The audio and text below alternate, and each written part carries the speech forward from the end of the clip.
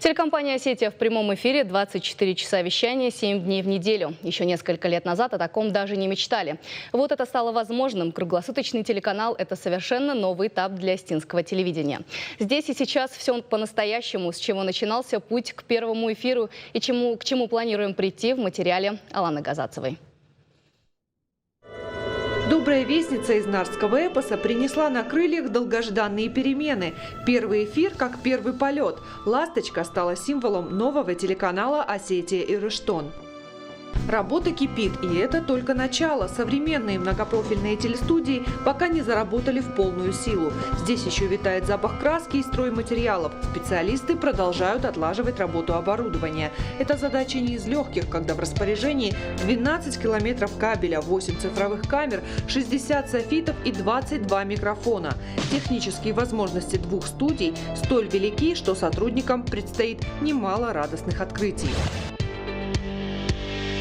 А ведь еще год назад здесь были руины. Заброшенный ангар завода трансформировался в масштабный телевизионный комплекс площадью 2500 квадратных метров.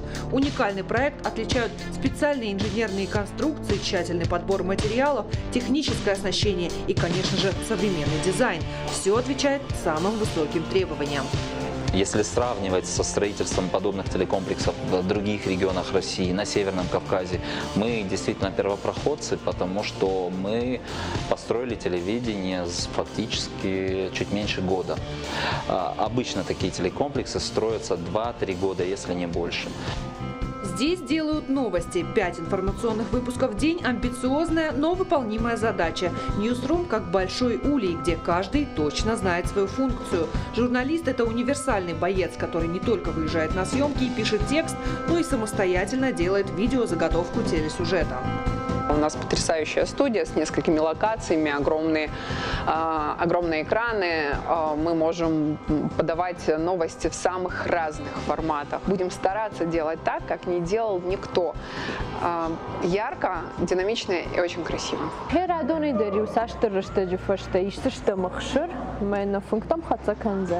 Порядка 20 специальных проектов выйдут в эфир национального телеканала. Креатив, нестандартный подход и самые востребованные темы. Молодые авторы стремятся проявить весь свой потенциал, чтобы завоевать любовь телезрителей. И, конечно, особое внимание национальному сегменту вещания.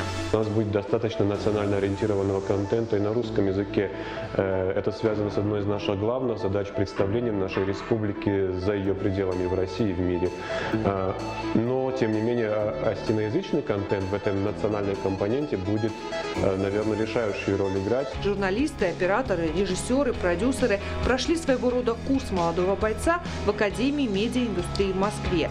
На этом подготовка кадров не заканчивается. В ближайшее время начнутся мастер-классы с участием ведущих журналистов страны.